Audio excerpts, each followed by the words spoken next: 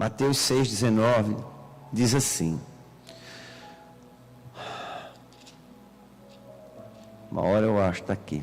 Não ajunteis tesouro na terra, onde a traça e o ferrugem destrói, e onde os ladrões arrombam e roubam.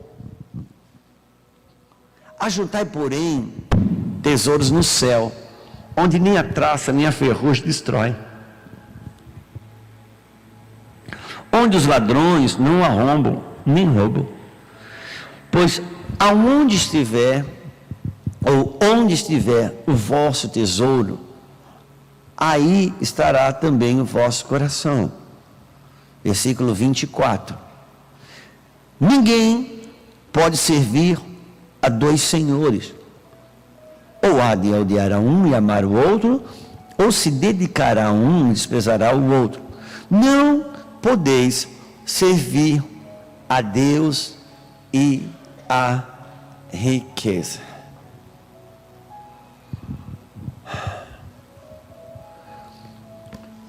Meus queridos, essa manhã, ela é uma manhã, você sabe, ela é direcionada para os pastores, para os homens, as mulheres que têm um selo vocacional, um selo do Espírito no seu interior, um chamado, uma unção estabelecida por Deus, para responder à missão do Evangelho. E nós temos vivido uma realidade bastante diferente desde o mês de março de 2020, né? Isso é um antes e um depois para todo mundo, para a história da humanidade. Eu não sei por quanto tempo e anos isso vai ser estudado depois nas escolas, o que aconteceu. E nós, como homens e mulheres de Deus, estamos tendo que nos readaptar a muitas coisas também. Estabeleceu-se um novo. E nesse período, a gente tem buscado a ouvir o Senhor. Nós, especial, a nossa casa, nós fomos agraciados com uma porção do Senhor. Quando chegou em março de 2020, nós nos trancamos em casa ali, como todo mundo, e eu não sei se vocês lembram os primeiros dias, estava fechado mesmo, tudo, aí muitos canais começaram a liberar coisas gratuitas. Eu lembro que o Netflix liberou uma porção de filmes gratuitos, esses canais, enfim, estava todo mundo criando algum tipo de recurso gratuito para que as pessoas pudessem ficar em casa. Então se abriu a possibilidade do entretenimento dentro de casa, maior do que já tinha. Nasceu uma coisa que já existia, mas só que era um bebê e ficou grande do dia para a noite, que é o trabalho home office. Tem muitas empresas decidiram nem voltar mais, estão vendendo seus espaços de escritório. Então nasceu muita coisa. E naqueles dias, por bondade do Senhor, nós vivemos os primeiros 40 dias da quarentena, dedicados à oração, ao jejum. Nós não tínhamos assim uma intenção primária disso. Foi uma coisa que foi se desenrolando, desenvolvendo dentro da nossa casa. Quando eu vi sendo liberado vários canais e tal, eu recebi algo do Senhor e eu comuniquei para a nossa casa. Digo: olha, tem um decreto dizendo fique em casa, e dentro desse decreto existe duas provisões aí. Está liberando os canais, estão liberando canais que eram cobrados, estão liberando pacotes gratuitos, a Netflix também e outros. Então assim, há uma grande provisão para o entretenimento, mas há também da parte do Senhor uma grande provisão para o arrependimento. E cada um nesse tempo vai escolher que tipo de provisão ele acessa. E uma coisa também que eu coloquei na mesa é que uma coisa que eu já tinha comigo, por ensino, por aprendizado, ali nos dias sobre o povo de Deus no Egito, naqueles dias que estavam nascendo os bebês, estava nascendo Faraó estava matando as crianças, havia um decreto de Faraó para matar todos os meninos que nasciam. Então, essa palavra decreto, ela ficou forte na pandemia. Uma outra palavra que ficou forte na pandemia é uma palavra chamada quarentena. E é tão interessante, eu queria entender porque que naqueles dias, os primeiros dias eram quarentena de 14 dias. Eu pensava comigo, se é 14 dias, por que não é uma 14entena? E quarentena para mim é 40. Mas que isso é uma expressão bíblica. Os 400 anos no Egito, os 40 anos no deserto, os 40 dias na tentação, porque quarentena é uma expressão bíblica para uma libertação, para um rompimento. Então, eu vi muitos nomes associados, e eu falei à nossa casa, olha, sempre que houve decretos de Faraó, decretos de um líder, como Faraó, como Herodes, dentro do decreto de Herodes, dentro do decreto de Faraó, tem um decreto da parte do Senhor. Então, naqueles dias que Faraó começou a estabelecer um lockdown para o povo do Egito, para o povo hebreu, e também um decreto de matar as crianças, os meninos que iam nascendo, dentro daquele decreto, havia um decreto de Deus dizendo, olha, eu estou criando um cenário hostil, que para vocês é amedrontador, mas para mim é um plano de libertação. Ele vai resultar numa liberdade, ele vai resultar numa grande libertação para vocês. O mesmo aconteceu nos dias de Herodes, quando o Messias estava nascendo. Herodes estabeleceu um decreto que todo mundo tinha que vir fazer o censo em Jerusalém, e se matava todas as meninos que iam nascendo.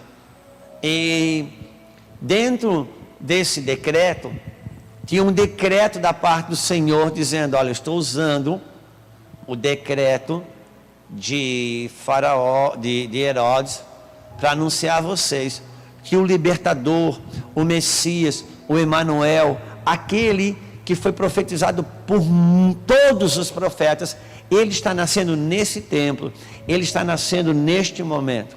E eu estou usando o decreto de Herodes, que está trazendo amedrontamento sobre a terra, está trazendo reflexão sobre a terra, um sentimento de repúdio a toda essa ditadura, porque o libertador está vindo.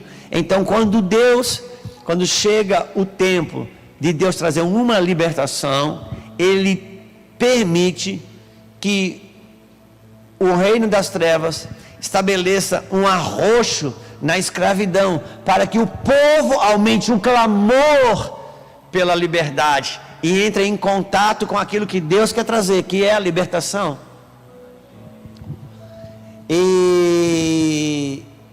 Então, dentro do decreto de Faraó, tinha esse decreto. E Deus, Ele estava tentando dizer, olha, então não fique com o decreto de Herodes, não fique com o decreto de Faraó, porque esse estabelece uma cortina de fumaça para vocês não enxergar o meu decreto. De maneira que você sabe, ou talvez,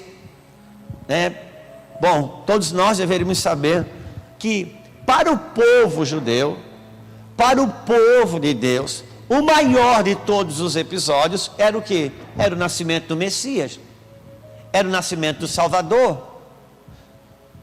Todos os profetas falaram sobre a vinda desse Messias, desse governo, desse rei.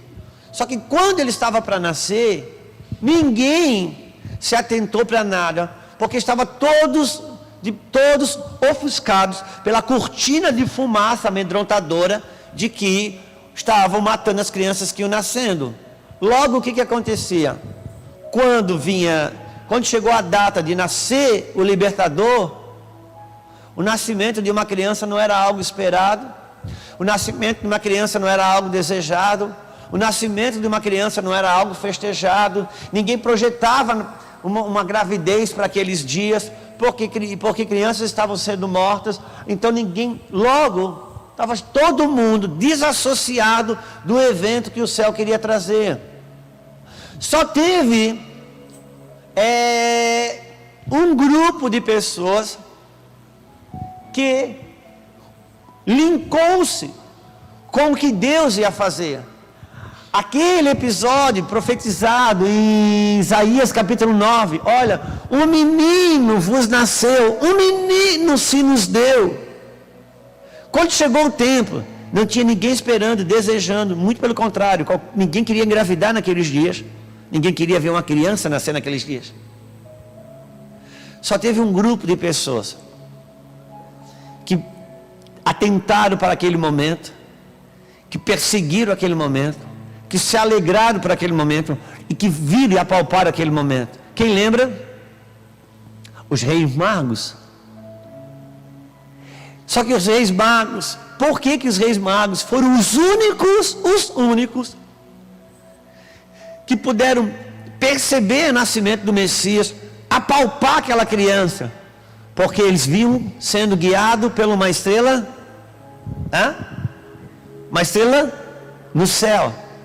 Eles não estavam sendo guiados pelo Jornal da Globo, eles não estavam sendo guiados pela revista Veja, eles não estavam sendo guiados pela Bolsa de Valores, eles não estavam sendo guiados pelos números do mercado, eles não estavam sendo guiados pela alta do dólar, eles não estavam sendo guiados pela OMS, eles não estavam sendo guiados por nada disso. Eles estavam sendo guiados pelos céus, e porque eles se desvencilharam de tudo que acontecia na terra, guiados pelo céu, eles puderam alegrar e festejar e acessar o que Deus estava fazendo no meio daquele caos. Quantos entendem o que estamos falando? Então, nós vivemos dias muito semelhantes, aonde há toda uma cortina de fumaça amedrontadora, indignante, que traz indignação, que traz raiva, que traz briga, que traz confusão. Só que no meio disso tudo, Deus está dizendo: olhe para o céu, sejam guiados para o céu, para vocês verem e apalparem a coisa gloriosa que eu estou fazendo brotar no meio desse caos.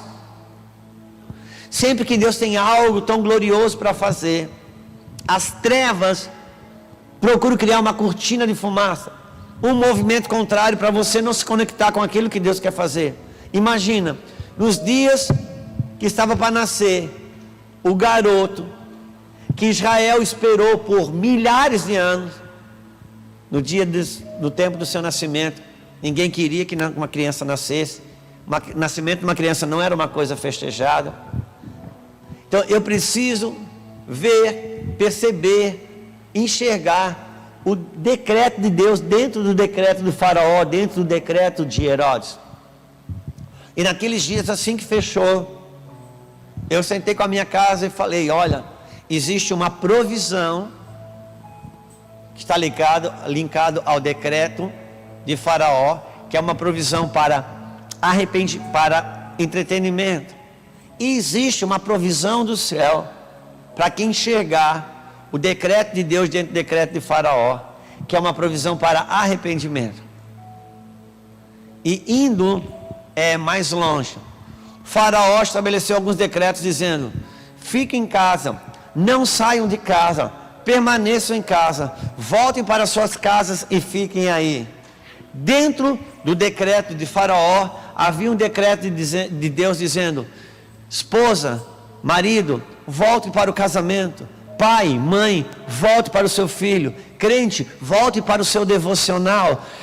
Era Deus estabelecendo o seu decreto dentro do decreto de Faraó. E quem não se apercebeu para isso, não entrou nesse portal. E a partir daí, quem não se atentou para isso ainda, vai agora criando mecanismos de como viver da melhor forma dentro desse cenário caótico.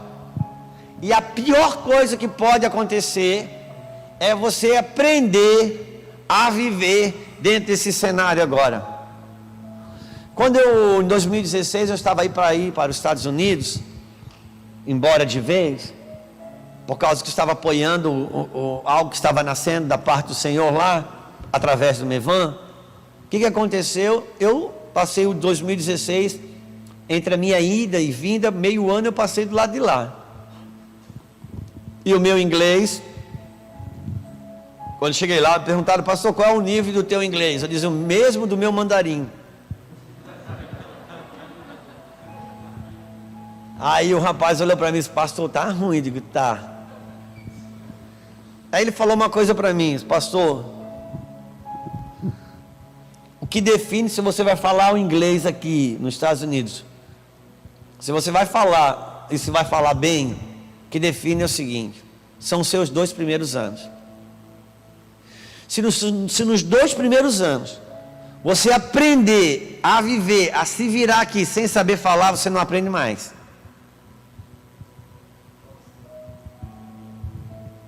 Porque você já aprendeu a se virar, aí você vai viver o submundo aqui, mas você não aprende mais. Então, o crente que aprender a viver nesse tempo, sem entrar naquilo que Deus tem, também não entra mais. Porque se ele aprender a viver meia boca nesse tempo, por isso que o Senhor está refazendo, restaurando muitas coisas. Temos procurado ser uma voz, uma trombeta que diga: aproveite este período. Em janeiro de 2020, o pastor Jordani, do Mevan de Fortaleza, ele é um profeta do Senhor. Eles fizeram também a primícias lá. E os 3 primeiros anos, os 7 primeiros dias que eles vivenciaram lá, igual o Itajaí, eles fazem. Passaram os 7 dias lá, dormindo lá, jejuando, orando. Então as reuniões eram de manhã, à noite, passavam o dia todo lá. Não sei se foi no 3º, 4º ou 5º dia, mas foi no meio da primícia. Ele recebeu uma visitação do Senhor. Isso em janeiro de 2020. A pandemia foi manifesta para todo mundo em março. Ele pegou o microfone, subiu e disse: ó, gente, o Senhor está me falando que nós estamos entrando em algo muito diferente. Eu não sei necessariamente o que é, mas o Senhor está me dizendo que nós vamos viver nos próximos 3 anos uma amostra, um protótipo do que viveremos nas 3 primeiras décadas, nas próximas 3 décadas. E eu, você, nós, vós, eles, mesmo com março, com fechamento e tudo, a maioria de nós, a gente pensava que, depois que viu que não acabava em 30 dias, 40, 50, mas a gente achava que virava o ano, 2021 seria uma outra coisa, que não foi, foi a mesma. E ele trouxe essa palavra, ela está gravada em vídeo, que nos próximos 3 anos, viveríamos uma amostra das próximas 3 décadas. Então a impressão que eu tenho é que nos próximos 3 anos, quem entrar naquilo que Deus tem, vai experimentar nas próximas 3 décadas uma vida livre de todos esses decretos de Faraó. Só que agora está todo mundo como no Egito. Quando a praga vinha para um, vinha para outro. Vinha para um, vinha para outro. Até a 4ª ou 5ª praga, se eu não me engano, que Deus estabeleceu a cidade de Gósen, e a partir dali a praga não tocava mais os hebreus, tocava só os egípcios. Então nós estamos vivendo da parte do Senhor um momento muito especial. É uma janela de transição, é uma janela aberta para algo que Ele está nos introduzindo. Esse algo, tenho falado, eu particularmente não sei do que se trata, o que é, porque o Senhor, Ele não tem nos dado instrução necessariamente sobre aquilo que Ele vai fazer. Ele está dando-nos instruções, dizendo: se preparem, se preparem,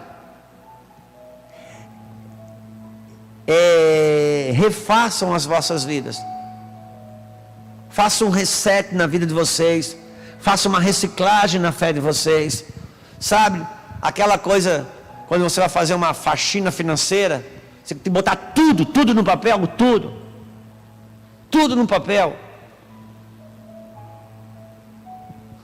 tudo, porque vai precisar fazer um balanço, porque algumas ações vão ter que ser tomadas.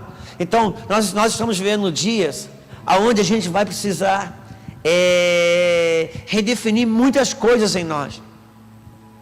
E eu creio, como esse profeta viu, está uma janela aberta de 3 anos para você aprender o trapézio com a rede embaixo. Depois a rede vai ser tirada. Você vai ter até o direito de aprender, só não vai ter o direito de errar.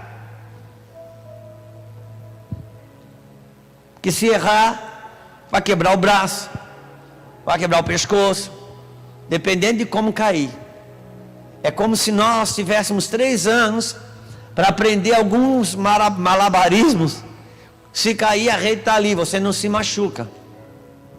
Agora, quem usar a rede só para brincar de pula-pula, quando a rede for tirada, então é melhor aprender, se treinar, se preparar, porque o Senhor, Ele realmente está estabelecendo algo novo sobre a terra, e a orientação do Senhor é: preparem-se. Por isso que a gente tem dito, uma das coisas que o Senhor nos instruiu e nos sinalizou, é uma coisa que a pandemia trouxe, que ela escondeu o nosso futuro, né? Mesmo depois de 1 ano e meio, eu e você não conseguimos agendar nada. Você não sabe se compra, se vende, se aluga, você não sabe se abre mais um ou se fecha o que tem, porque você não tem previsão de nada futura. Então eu tenho dito que o Senhor escondeu o nosso futuro para nos devolver a eternidade. E a eternidade, ela não trabalha com o futuro. A eternidade trabalha com o presente, com agora. Se hoje ouvires a voz do Senhor, não endureçais o vosso coração. O tempo que se chama hoje. A eternidade não trabalha com o futuro, a eternidade trabalha com o meu agora, me preparando para o futuro, seja ele qual for. Por isso que ainda estamos vivendo um tempo de preparação. E esse tempo de preparação é um tempo de preparação pessoal, é um tempo de preparação individual. Depois, quando o Senhor startar algumas coisas acerca de movimentações, Ele vai introduzir cada um nas movimentações com a relevância compatível com a sua preparação. Vou repetir isso. Quando o Senhor startar movimentações novas sobre a face da terra, usando a igreja, cada um vai ser recrutado, vai ser encaixado, tendo uma relevância no mesmo nível de como ele se preparou. E como ele se preparou. Então o Senhor está trabalhando em nós. Alguns pastores, ou não poucos, muitos pastores, estão tendo muita dificuldade de se entrar nesse preparo, entrar nesse lugar que Deus está tentando encaixar. Por quê? Porque todos os seus olhos estão na igreja, todos os seus olhos, a sua atenção está no rebanho, todo o seu foco está naquilo que chamamos obra de Deus. E o Senhor está dizendo: A obra é minha. Se você chama a obra de Deus, então se é de Deus é minha, não é tua. Tá, e onde é que eu entro nisso? Você é minha obra.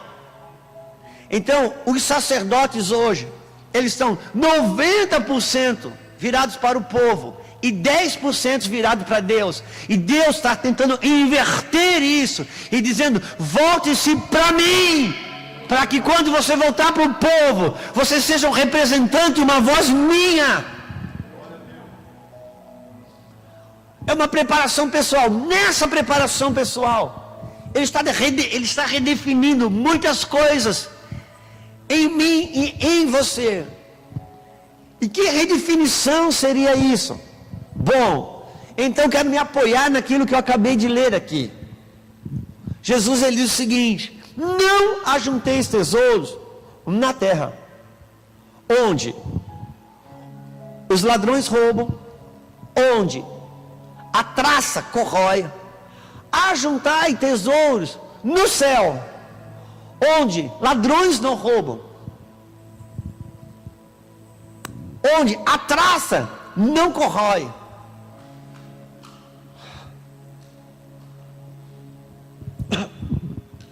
E ele vai continuar dizendo: você não pode servir a dois senhores.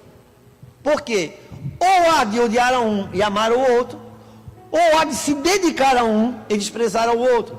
Você não vai poder servir a Deus e a Mamon, ou a Deus e as riquezas. Uau! E nesse ponto, o Senhor coloca aqui algo que é motivo de reflexão para a gente, que é o fato dele colocar Mamon, o Deus do dinheiro, dá a ele esse crédito, dá a ele, a Mamon. Jesus deu a Mamon um crédito, um know-how, uma consideração muito alta. Por quê? Porque existe o Moloque, existe aquele que atacou Jó lá, como é que é o nome daquele Satanás lá? Quem lembra? Leviatã. Existe muitos demônios, muitos principados. Existe Jezabel, muitos principados na Bíblia que o Senhor Jesus faz referência. Mas a Mamon, o próprio Mamon, recebeu do Senhor Jesus um status de Senhor. Foi o único que o próprio Jesus o colocou num lugar de Senhor, dizendo: todos esses principados, Jezabel, Leviatã, o Moloque e tantos outros que atuam, eles arrebentam, destroem, mas esse aqui, ele disputa o meu senhorio com você na sua vida. Ele disputa senhorio. Aquela parte, aquela parcela da sua vida, aquela fatia da sua vida que eu não sou senhor, ele é. E ele usa todos esses outros demônios que você possa conhecer ou não conhecer. Então Jesus começa a estabelecer, ele diz: você não pode servir a dois senhores, você não vai servir a Mamon e a mim mesmo, o Senhor. E ele coloca algo na mesa, ele diz: não ajuntai tesouros na terra, onde o ladrão rouba, onde a traça corrói, ajuntai tesouros no céu. Agora eu gostaria que você pensasse isso comigo, que você refletisse isso comigo. Eu vou tirar, ficou o calor. Eu vou ministrar com a roupa do pijama mesmo. Inverno, meu irmão, você só pode mostrar a primeira da frente. Dali para dentro. Ali para dentro não pode esquentar, porque daí é vergonha, né?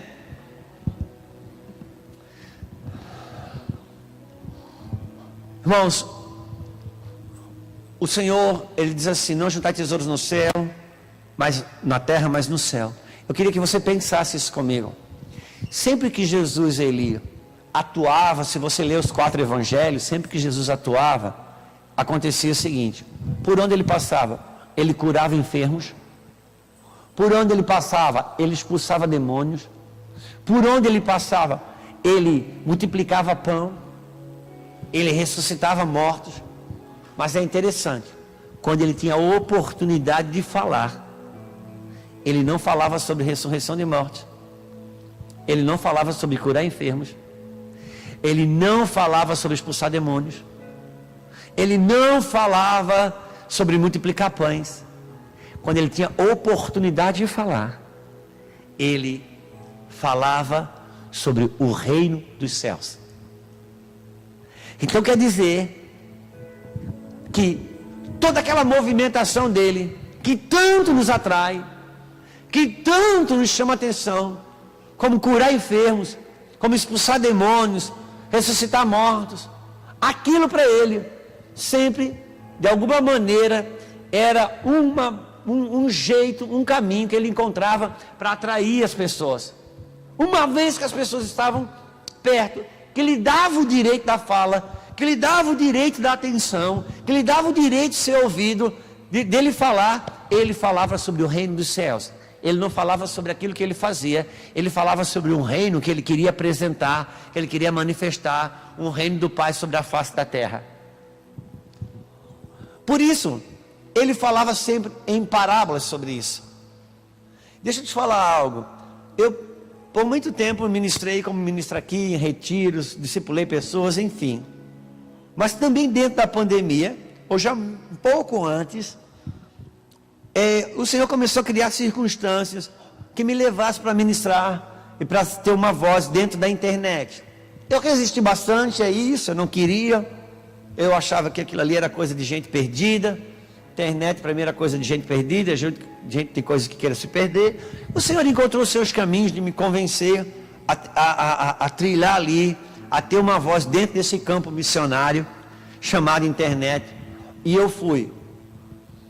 Nasceu uma plataforma de ensino familiar, e essa plataforma eu precisei também de uma empresa que me ajudasse a trafegar ali, porque é um lugar que precisa de uma expertise, de uma competência que eu não tenho.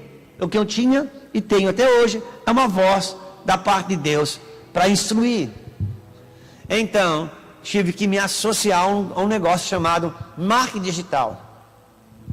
Nesse marketing digital, ali a gente teve vários embates, vários combates. E eu tive que aprender muita coisa com eles, e eles tiveram que aprender muita coisa comigo. E uma das coisas que sempre foi um embate é a maneira que eles querem publicar as coisas, a manchete das coisas, muito apelativa, muito chamativa. Eu disse, gente, isso aqui não é Rinodê, não. Aqui é igreja. Eu quero passar uma mensagem pura e verdadeira para as pessoas. Não fica vendendo algo que não existe. Eu não quero, eu não estou aqui para atrair polêmica, para atrair, se a gente não criar as pessoas, alguns layouts assim, as pessoas não vêm, não chegam. Eu digo, não importa, meu irmão, não quero atrair ninguém de forma errada, tal. E eles começaram a dizer, pastor, eu tive que aprender algumas coisas com eles. Pega leve com a gente, deixa a gente atrair as pessoas até você. Porque depois que ela chegar até você, ela vai ouvir. Ela vai ouvir o que ela precisa ouvir. Ela não vai ouvir o que ela quer, o que ela deseja. Deixa, nós damos um jeito de ela chegar até você, e você dá um jeito de passar sua mensagem, porque senão elas vão ouvir o que não presta. Aí a gente vai encontrando uma medida. E eles dizem sempre o seguinte, eu disse, meu irmão, isso aqui está muito apelativo. E eles falam o seguinte, olha, pastor, a gente tem que falar com a dor das pessoas. Se você não falar com a dor da pessoa, a pessoa não aparece para te ouvir. Eu digo, meu Deus, que coisa terrível isso aqui.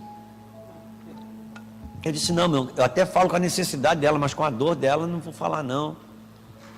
Mas quando você olha Jesus passando, Jesus sempre trabalhou com a dor das pessoas. Ele multiplicava o pão, quem tinha fome vinha. Ele curava enfermo. Quem tinha uma doença vinha. Aquele que estava oprimido,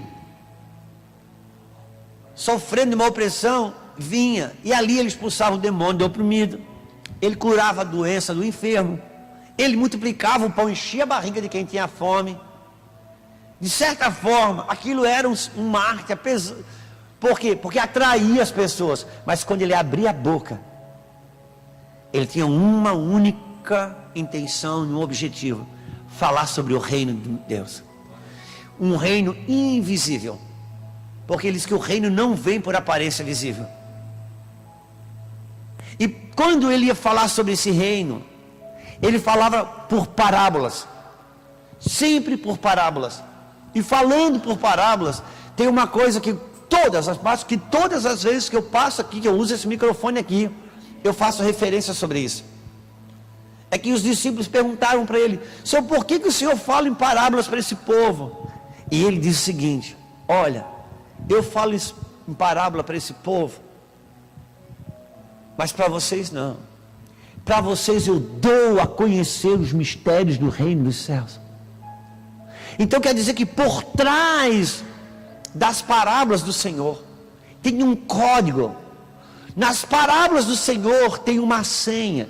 Nas parábolas do Senhor tem um acesso que Ele revela, que Ele entrega para aqueles que Ele chama dos seus. E para os de fora Ele fala em parábola. E ele diz por quê? Para que vendo não enxerguem, ouvindo não compreendam, e nem entendam com o coração. Uau! Mas a boa nova é que para mim, para você, ele está dizendo, para você, para você, eu abro a chave do entendimento. Para você eu libero a chave do entendimento. E é interessante que quando ele começa então a ensinar sobre o reino dos céus, ele vai dizendo o quê? Que o reino dos céus, ele é semelhante a uma mulher que tinha 10 dracmas, e ela perde uma dracma. Dracma, naqueles dias, era uma moeda, era dinheiro, era um valor monetário. E ele vai também dizer que o reino dos céus é semelhante a um homem, que ele deu para um talento, para outro 2 talentos, para outro 5 talentos. E esse talento, não está falando de dom, aptidão, não. Talento na época também era um dinheiro, era um valor monetário. Ele vai dizer também que o reino dos céus era semelhante a um homem que colecionava pérolas preciosas, valor, dinheiro. Ele vai dizer também que o reino dos céus é semelhante a um homem que achou um tesouro num campo. E tesouro, não está falando que achou o amor da vida dele, não, tesouro, dinheiro, ouro. O reino, ele vai dizer que o reino dos céus é semelhante a um homem que ele tinha um administrador das suas finanças, que estava pisando na bola, e ele teve que demiti-lo. E no mês de aviso, ele começou a chamar as pessoas e perguntar: quanto é que você tem de dívida aqui? Tanto, então assina só a metade. De novo ele está falando sobre dinheiro, sobre finanças. Ele vai dizer que o reino dos céus é semelhante a um pai de família que tira do seu tesouro, do seu baú, coisas novas e coisas velhas.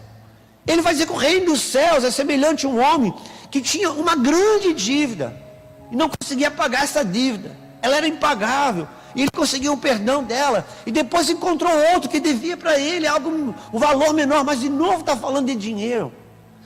Eu fico imaginando e pensando.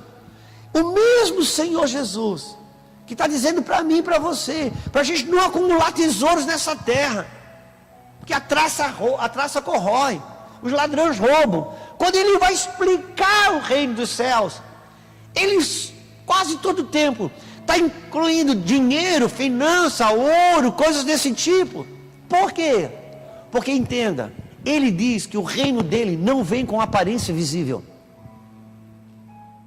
Então quando ele fala, não ajunteis tesouros na terra, mas no céu, o que ele está tentando mostrar para mim e para você, ele está fazendo um balanço de valores.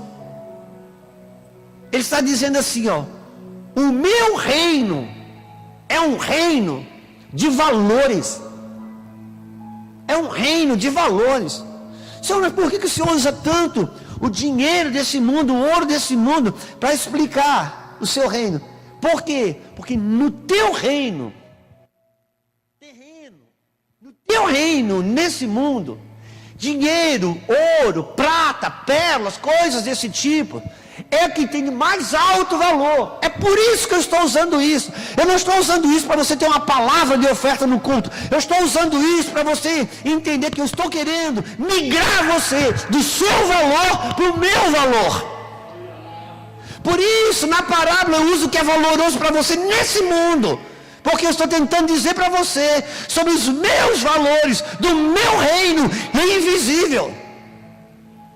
É por isso que eu uso tanto isso. Eu não estou ensinando sobre finança, eu estou ensinando sobre valor. E eu quero que você compreenda os meus valores, no meu reino. Esses valores, a traça não corrói, a pandemia não mata, o vírus não come, não destrói. Passam terra, céus e terra, mas a minha palavra não vai passar. Se você estiver desempregado, esse valor não altera. Se você estiver bem empregado, ele não altera. Se você estiver com saúde, ele não altera. Se estiver doente, ele não altera. Eu estou usando os valores desse mundo para te arrancar deles e passar para os meus valores. Porque o reino dos céus, ele é um reino de valores. E o que o Senhor está fazendo nesse tempo, nesses dias de pandemia, onde Ele está passando um reset sobre a face da terra, Ele está redefinindo os valores dele no seio da igreja, porque é com esse que Ele vai governar. Então, ou nós migramos, ou nós ficamos. E Ele vai falar, e quando Ele está ensinando, Ele está dizendo assim: não juntei tesouros na terra, mas nos céus. Qual é a diferença? É que esses valores, o ladrão não pode roubar,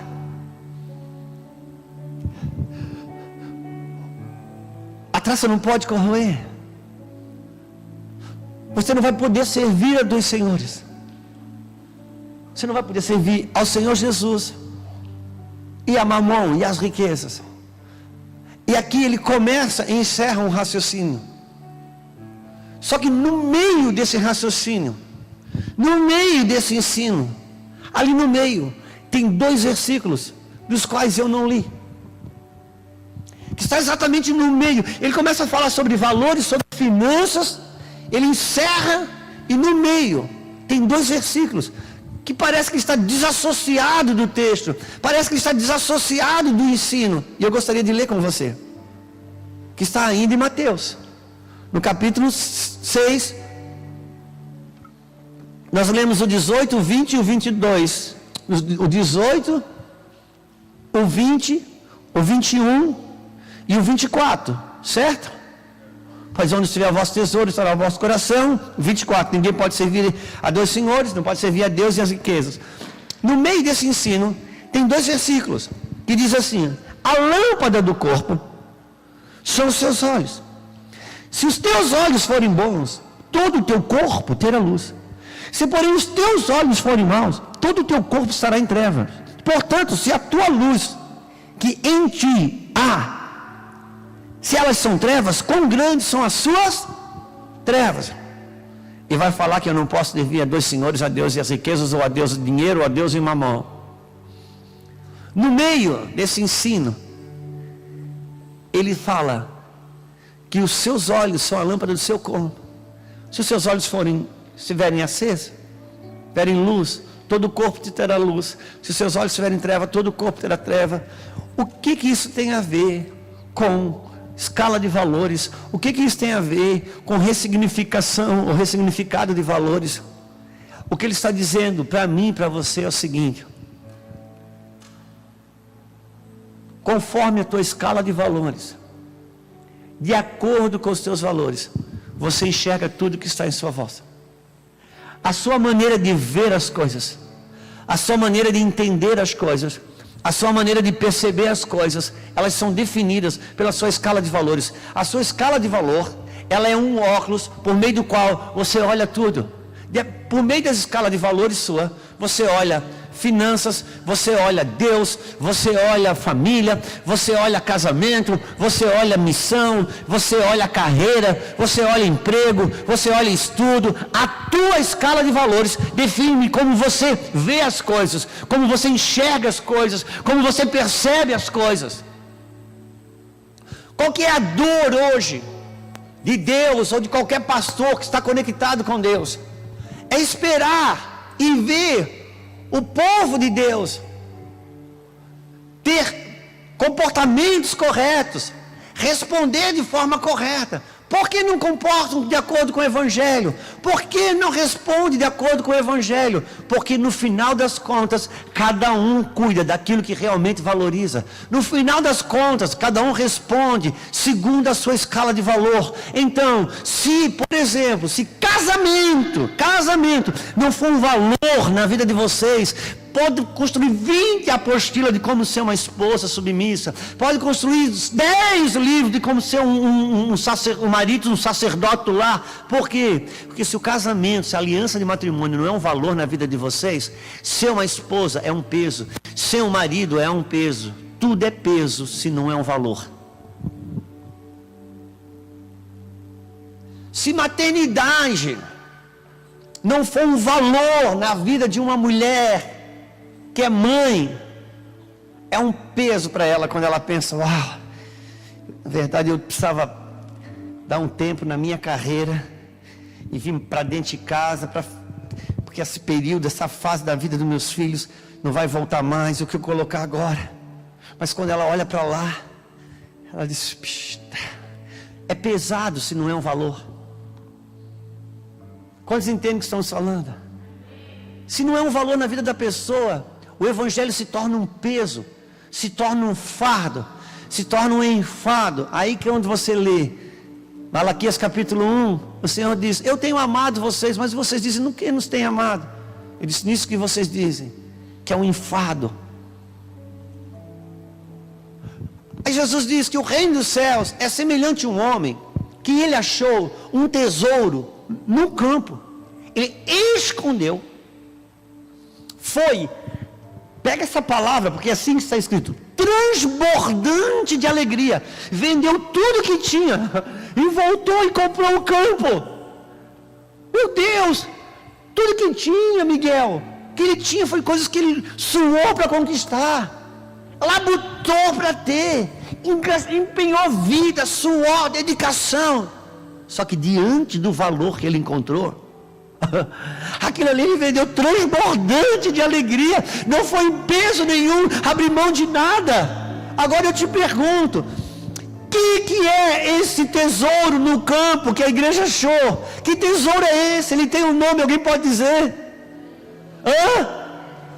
Então Jesus é esse tesouro que eu achei e o que você achou. Agora, dependendo de quanto valor ele tem para você, vai ser um peso você abrir mão de outras coisas, ou você transbordando de alegria abrirá e virá e não comprará o campo, porque você pensou, se eu encontrei aqui na superfície esse valor, se eu escavar mais eu encontro muito mais, mas para escavar mais eu vou precisar de tempo, eu vou precisar de recursos, eu vou ter que abrir mão de muitas coisas. Meu Deus, não é alegria, é alegria, porque se aqui é um valor, se desfazer de qualquer coisa por ele é alegria.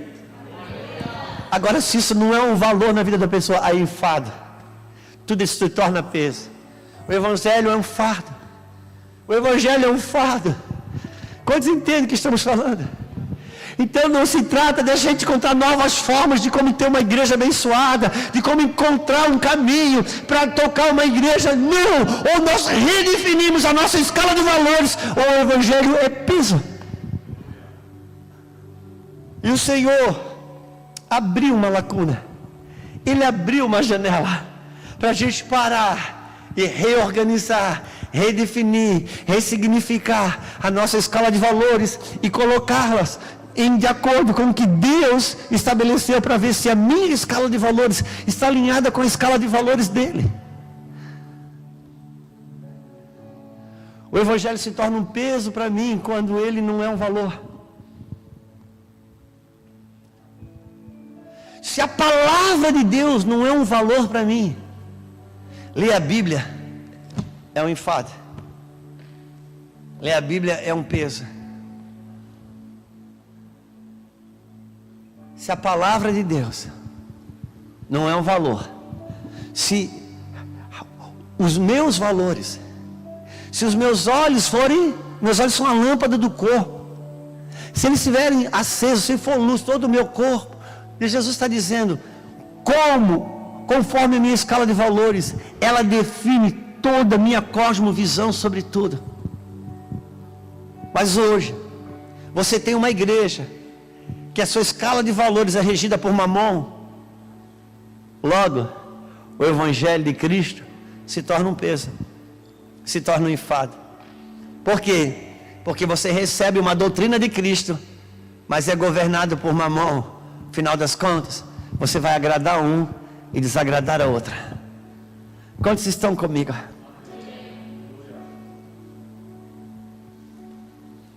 Até mesmo nós pastores, ou sobretudo nós pastores e pastoras líderes, nós precisamos redefinir a nossa escala de valores. Só que o Senhor está dizendo, para os outros eu falo em parábolas, mas para você isso é um valor. Para você não. Para você eu descortino, isso está em Mateus capítulo 13. Alguém pode olhar comigo? Mateus capítulo 13, por favor.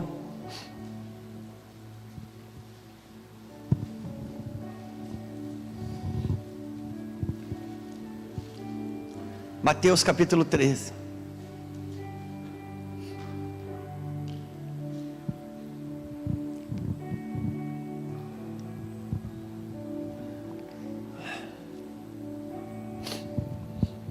Jesus, ele conta a parábola do semeador.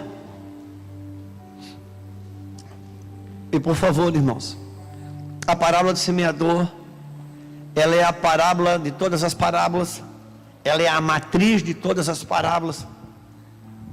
Aqui nós estamos lendo a parábola do semeador em Mateus 13. Tem um outro evangelho que ele também fala sobre a parábola do semeador. Está em Marcos no capítulo 4. E lá, quando eles perguntam para Jesus, Senhor Jesus, explica-nos a parábola do semeador. E Jesus diz o seguinte, depois você olha lá em Marcos 4, não vai olhar agora. Ele diz assim, não compreendeis esta parábola? Como compreendereis todas as outras? Ou seja, se você não entender a parábola do semeador, ele está dizendo, você não vai entender nenhuma outra parábola. E qual é a tônica da parábola do semeador? Ela tem uma tônica. A tônica é que o semeador é um só. A semente é uma só. O que difere é o tipo de terra qual essa semente cai. Elas respondem de forma diferente.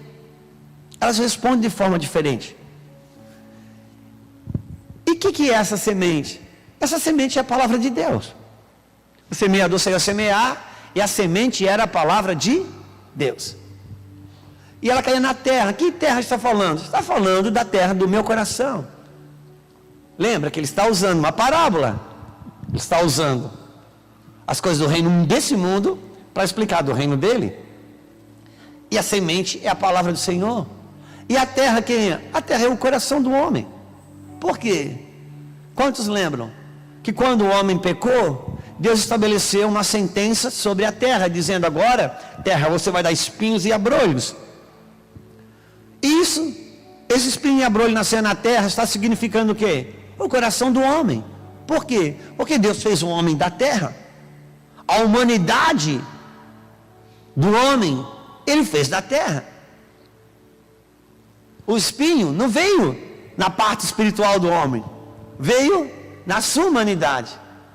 Às vezes algumas pessoas me perguntam, pastor, qual seria o espinho na carne de Paulo? Eu lá sei, meu irmão. A única coisa que eu sei é que é na carne. Se quer descobrir o espinho na carne, entra na carne. No espírito não tem espinho. Então, e Jesus, vai dizer depois, Deus vai dizer, se o meu povo se humilhar, orar, se arrepender, se largar os seus maus caminhos, eu virei e sararei a sua terra. Que terra é essa? Deus quer curar o seu povo ou a terra? É o seu povo. Mas essa terra, ela foi ferida na queda adâmica. E o mesmo Senhor, Ele vai dizer em Mateus 15, que do coração do homem procede o adultério, a mentira, o engano, o roubo. A gente, como igreja, gosta de pregar que isso tudo vem do diabo. Jesus diz que vem do coração do homem.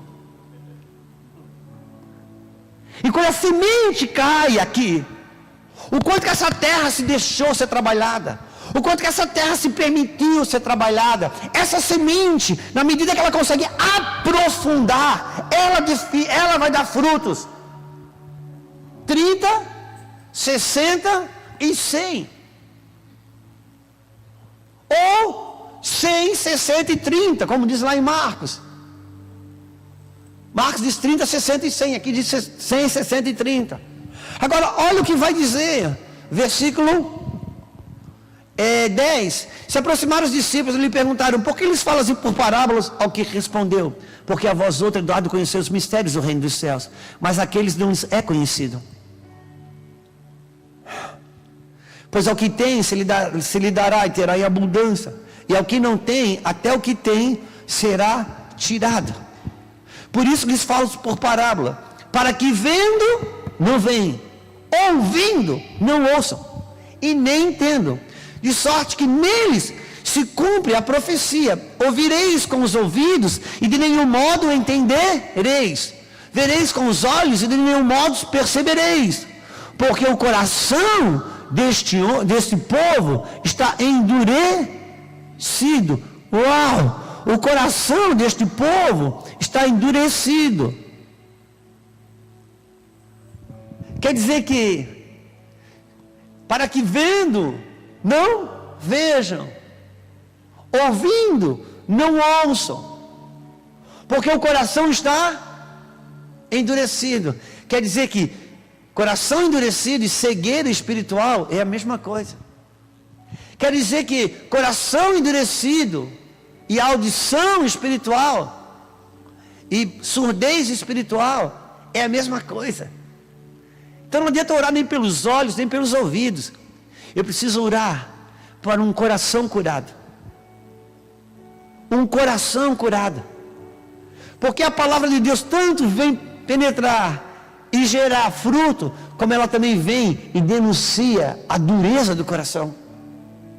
E olha o que vai dizer: para de mau grado ouviram com os ouvidos e fecharam os olhos, para não suceder que vejam com os olhos, ouçam com os ouvidos, e o que mais? Vejam com os olhos, ouçam com os ouvidos, e o que mais? Entendam. Uau, olha aqui para mim.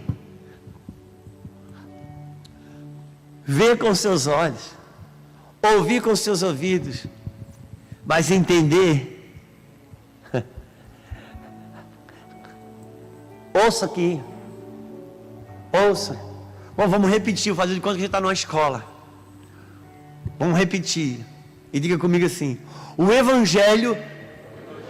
Agora faz como: o Evangelho não está no intelecto. O Evangelho é no coração. Qual é o nosso problema hoje? Nós sabemos demais, mas o nosso coração está pouco quebrantado. E nós estamos enjoados do que nós sabemos. Queremos saber coisas novas, só não queremos quebrantar o coração. Só não queremos amolecer o coração. Mas eu queria as revelações de Deus. E o Senhor disse: eu não dou as revelações, porque o coração está endurecido. Quer dizer que se o coração tivesse amolecido, o Senhor dava a revelação. Isso, você entendeu? Oh Deus, eu sempre achei que a revelação trazia quebrantamento. E Ele está dizendo: não, meu filho, é o contrário. Se você tiver o coração quebrantado, Então eu arranco as parábolas e eu mostro o reino dos céus. Eu desvendo para você. O seu problema não é não ter revelação. Se você quebrantar o coração, eu mostro. Com o coração endurecido, eu não mostro, porque você vai ouvindo e não vê, vai vendo e não enxerga, e não entenda no coração. E que mais? E não se convertam e sejam por mim. Por mim. Então o Evangelho, irmão, não é para encher a minha cabeça de conhecimento. O Evangelho é para sarar meu coração. O Evangelho é para me curar. Deus não é o Deus da teologia. O Senhor é o Senhor que sara. O Senhor não é o Senhor que ensina, é o Senhor que sara. Por isso que Deus tem mais falado nesse tempo. Que o nosso muito saber nesse tempo não ajuda. Por quê? Porque ele não está atrás de conhecimento. Ele está atrás de pureza. E pureza eu tenho a partir de um coração devidamente sarado pelo Senhor. Como já falamos inúmeras vezes aqui. Deus falou para Moisés: eu tenho um chamado na sua vida. Eu vou te dar um ministério agora. Se Deus, qual seria a marca desse ministério? O que você tem na mão? Eu tenho um cajado. Então joga no chão. O cajado vira cobra. E a cobra começa a correr atrás de Moisés. Está escrito. E ele, meu Deus, ele está correndo, a cobra atrás dele. E ele agora pega de novo. E a cobra vira cajado. Agora, coloca a mão no teu coração, Moisés. Ele coloca. Tira. Como é que está? Pura lepra. Põe de novo, Moisés. Tira, como é que está? Saradíssimo. Pois é exatamente isso. O ministério vai ser na sua vida um cajado ou uma cobra, dependendo de como estiver o seu coração. Então deixa eu aprofundar as coisas aqui dentro. Deixa eu ressignificar os teus valores. Porque é o que eu estou fazendo na face da terra. Agora o mais louco é que Deus diz assim: pega os cajados e joga no chão. Joga. E agora Deus dá uma ordem. Ela vira uma cobra. E o Senhor diz: agora pega na cauda. Eita. Aqui está o ponto. Porque os mais corajosos até pegam a cobra. Mas pega onde?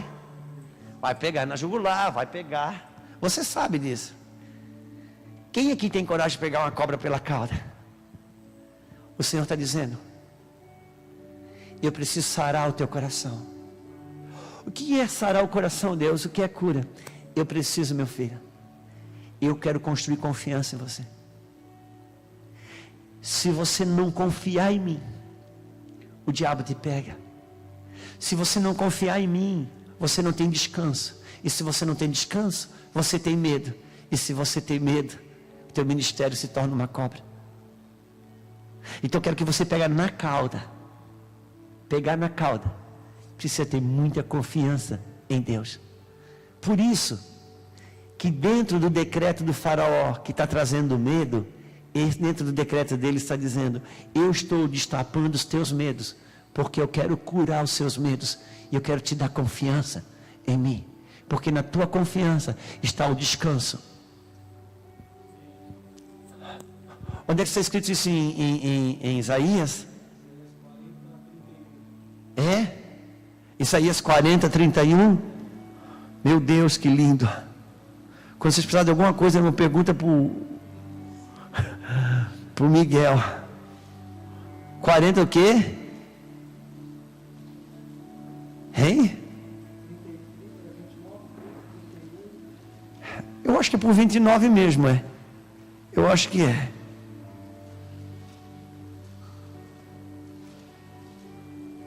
Eu acho que é 29 mesmo. Se eu não me engano é. Isaías.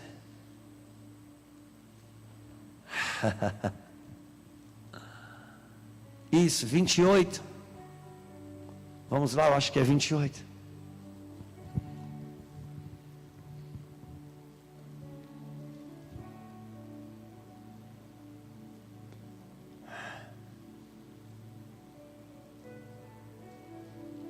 Deixa eu ver.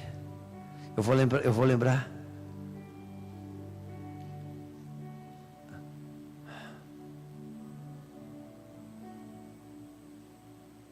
Vai, mas não ainda no que eu quero não, mas eu vou aqui no 28. Vamos lá. O que diz? Diz assim: pelo que por lábios gaguejantes e por línguas estranhas falará o Senhor este povo, ao qual ele disse: este é o descanso, dai descanso ao cansado, e este é o refrigério, mas não quiseram me ouvir. Mas tem uma passagem que o Senhor fala, que no sossego e na confiança está o seu descanso. Eu vou encerrar, irmãos, pedindo para você abrir em Hebreus.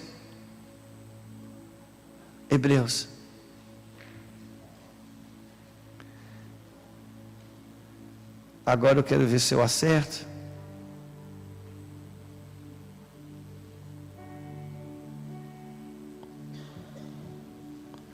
Em Hebreus eu vou achar onde é que está. Vamos lá.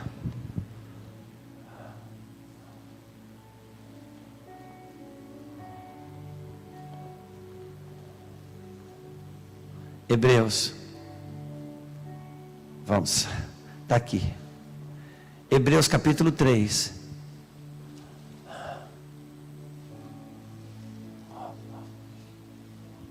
Capítulo 3. E eu vou encerrar.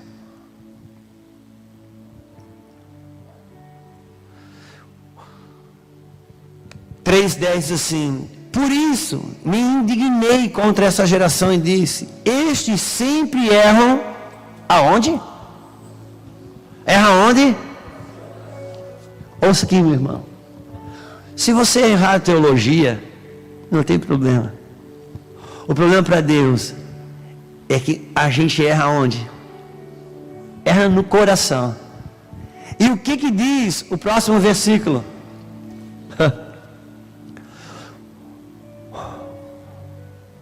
Assim, esses sempre erram no coração, eles também não conhecem os meus caminhos. Assim jurei na minha ira: não entrarão no meu.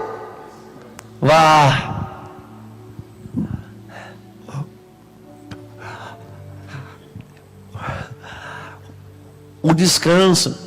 Eu não perco o descanso quando eu erro a teologia. Eu perco o descanso quando eu erro no meu coração. Irmãos, ouça. O Senhor está nos dando uma oportunidade de redefinir, de ressignificar a nossa escala de valores. Nós estamos criando um povo cobiçoso, supersticioso, mimado, que não consegue se relacionar com a correção de Deus, porque como pastores a gente está preocupado que eles voltem na reunião, que eles encham as cadeiras, tem todos os seus pedidos atendidos, e o Senhor está dizendo: eu quero que vocês andem na reconstrução dos meus valores, e eu preciso redefinir os valores de Deus em mim, senão o evangelho se torna pesado. O evangelho se torna pesado quando você vê o evangelho sendo muito sacrificial para alguém. Você vai ver que os valores deles não são compatíveis com os valores de Deus. E aquele homem foi transbordante de alegria. E quando o Senhor diz: eu vou revelar os mistérios, eu quero que a minha semente, a minha palavra encontre lugar aí dentro, encontre profundeza aí dentro. E como já falei, volto a repetir, quando ele termina de ensinar a parábola do semeador, explicar, ele diz: por último, depois ele dizer que uma semente caiu no solo pedregoso, o coração endurecido. Outra semente caiu no solo entre espinhos. Outra semente nem chegou a penetrar, porque ela chegou antes que ela pudesse perceber qualquer coisa. O maligno tirou. Mas teve uma que caiu no solo fértil, encontrou uma terra que ela pôde penetrar, e essa produziu frutos 30, 60 e 100 por um. E Marcos vai dizer que produz 100, 60 e 30. O que o Senhor está querendo dizer é que dependendo do nosso coração, nossa frutificação aumenta ou diminui. A frutificação de muitos tem diminuído nesse tempo, porque o Senhor está restabelecendo uma nova medida dentro do nosso coração. Por isso eu volto a repetir aqui, amados. Ele está mexendo com áreas da nossa vida, com medos, áreas de vergonhas, áreas de impossibilidade. Estamos sendo desafiados a movimentar musculaturas internas do nosso coração, algumas delas que nunca nem foram mexidas. Só que eu fico tão feliz quando eu ainda estou na rota da movimentação do meu Senhor. Eu sempre digo, meu irmão, quer o vaso esteja sendo quebrado pela mão do oleiro, quer ele esteja sendo reconstruído na mão do oleiro, o importante, se ele ainda está na mão do oleiro, o oleiro ainda está contando com esse vaso. Por isso hoje, ao mesmo tempo que ele está reconstruindo ou construindo algumas áreas em nós, algumas áreas da nossa vida ele está quebrando. Por quê? Porque aquele molde de vaso ali já venceu o prazo de validade, já cumpriu o seu propósito. Agora ele está quebrando. Se você que está escrevendo, quer escrever, escreva. Para alguns de nós hoje, um dos nossos maiores desafios está sendo desaprender. Desaprender como nós já fizemos a obra de Deus um dia. Para aprender com o Senhor, como Ele está querendo que se faça agora. Porque do jeito que a gente está fazendo agora, nossos filhos não querem participar do culto. Nossos filhos não querem estar na igreja. Nossos filhos não querem a mesma fé. Gente, será que isso não grita conosco? Agora não adianta buscar defeito em Deus, não procure saber onde é que Deus errou, que Deus não erra. Eu tenho que saber onde é que eu estou errando. Por isso Ele está mexendo conosco. O Senhor, irmãos, tem feito o favor de fechar muitas portas, chamada igreja, porque Ele está redefinindo e ressignificando a vida dos seus líderes. Por isso essa reunião é a mais importante de todas. Eu queria que você, se não fosse muito, pedir para você ficar em pé.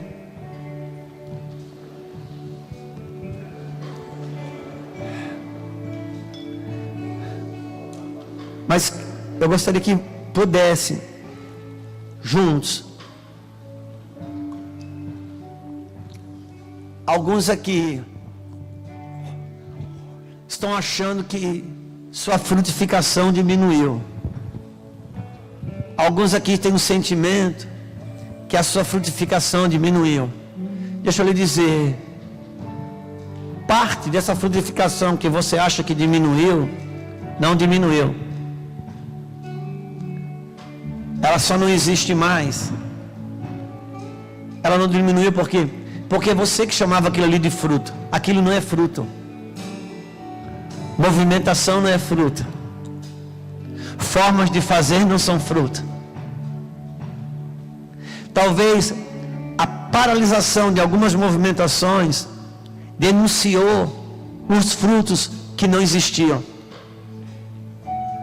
Como aquela figueira que apresentou folhas, mas não tinha fruto. O problema dela não foi não ter fruto. O problema dela foi apresentar as folhas que diziam, olha, vem que tem fruto. Olhando de longe, você diria, eita, essa árvore está carregada pelo tanto de folha que tem. Quem chegava perto, tinha só folha, não tinha frutos.